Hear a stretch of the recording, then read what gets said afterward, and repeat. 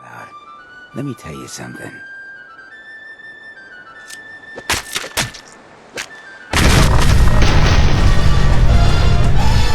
This is Fallout 4, directed by Michael Bay. I combined a few different mods to unleash chaos upon the Commonwealth. And on your eyes and ears due to how bright and loud all of it is. First off, all bullets are mini nukes, and I guess rocks as well. This means that for most situations, combat is easy. Just stand far away and shoot a ton of nukes at enemies and watch them all die, right? Unless you turn the corner and they're right there. Then you're screwed. Or unless you're indoors. I guess it isn't so easy. But I mean, that doesn't sound so bad, right? Exactly. That's why I added more mods. Second mod, when anything dies, it explodes. Similar to legendary robots when they die. But I thought even that wasn't good enough, so I downloaded a third mod that makes every explosion in the game bigger and deadlier. This is important for later. And I do have a fourth mod that makes all NPCs killable, but it isn't that important. With the mods installed, I can't even walk around without random nukes going off and getting disintegrated by roaming enemies. And the simplest of tasks are now horrifically deadly. For instance, Cotsworth wanted to clear Sanctuary of bugs, only to get a few nukes straight to the face. That's rough. I think Dogmeat got the worst of it though. I just met him, only for mole rats to show up. I was too afraid to shoot cause you know what, only for it to not matter in the end. Sorry, Dogmeat. Heck, if you get confronted by any creature, what can you even do besides run away? If I shoot them, I die, but melee isn't even an option in this game either. If I melee them, they die, then I die. Both choices lead to the same thing. It's like I'm playing a Telltale game. Even killing something like a radroach can prove to be a death sentence. When going up against people with guns, I have to preemptively strike, because if I don't, then they will. But if I'm indoors, that isn't even a possibility. Even if I do manage to survive the nuke I shot at them, I almost certainly won't survive their bodies exploding right after. And if the enemies are already shooting at something else, that's more nukes going off. Such as when I entered the Museum of Freedom, and then was obliterated by the raiders shooting at the survivors. Remember, NPCs shoot nukes too, but there is a silver lining to this. Crazy Wolfgang had no idea I loaded nuclear bullets into his gun, and when I pushed him to attack the diner, he blew himself up. Get pranked, idiot. I pulled the same prank at Far Harbor. One moment they're worried about gulpers, and the next, they blow themselves to Kingdom Come. The Brotherhood did take advantage of this by having their own vertebrates drop tactical nukes on their enemies. And even I got to give it a try. All of these mods do make way for something truly beautiful, however. Chain reactions. With any group of enemies, when one of them dies, it blows up, which then kills the others, then they blow up, resulting in a much bigger explosion that tends to kill you. That means that a group of enemies is kind of game-breaking. Literally, this lags my computer like nothing else. But the best part of chain reactions is that NPCs are capable of it all on their own. Look at Diamond City here. Stanley! Put the gun down, now! He's a Sith! He'll kill us all!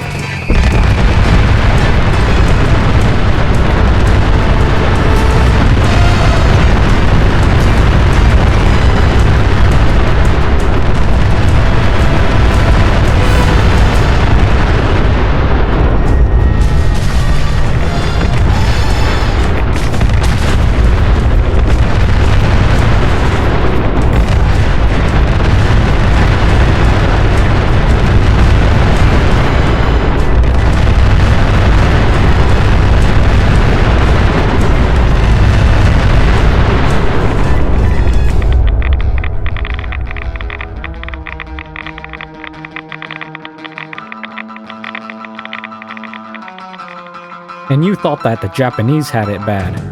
Well, look at Good Neighbor. This is me we're talking about. Let me tell you something.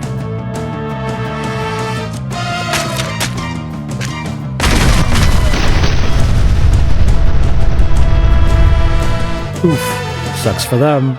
Chain reactions do make clearing outdoor locations very easy though.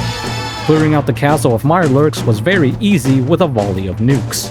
And all it took was a single nuke to absolutely decimate the entire Boston airport and all of the poor Brotherhood soldiers. So the burning question on all of your minds, is the game completable? Of course not, mostly due to NPCs not being essential and nukes happening everywhere. I mean, is it really that surprising? For instance, rescuing Nick Valentine was a struggle. The outside of the vault wasn't too bad, but the inside, not so easy. All of those exploding triggermen and nukes just to rescue Nick Valentine, and he's dead as well. Whoops. Well, guess I can't finish the game then. But even if I somehow got past that, there's other problems too. Preston is stuck in a shootout with the Raiders at Concord. If you put 2 and 2 together, you'll realize that's a recipe for the mother of all explosions. Preston didn't survive, by the way. At Cambridge, Paladin Dance's war with the ghouls escalated into another gargantuan explosion, wiping out the Brotherhood, and somehow the ghouls survived. Mission failed. A Brotherhood Knight also wants to test out their armor.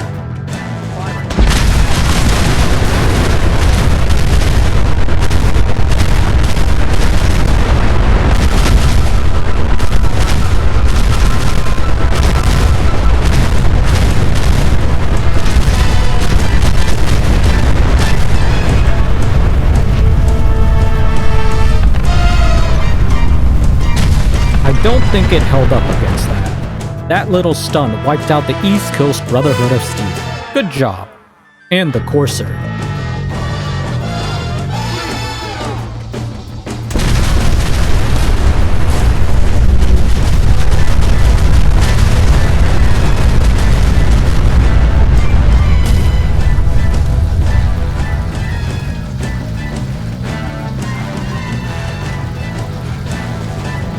But it wasn't that nuke that ruined it, it was his body being completely atomized and thus making the Courser chip unrecoverable.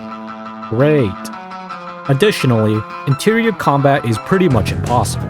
In fact, you can pretty much forget about it. I couldn't even get out of the way in time in ArcJet systems before the synths blew us away. Or maybe it was dance, who knows. Even with God mode, it's the laggiest, most eye-bleeding experience imaginable. I tried my best at Fort Hagen, but at the very start is pretty much impossible without God mode. Sorry. Same thing with Green Tech Genetics.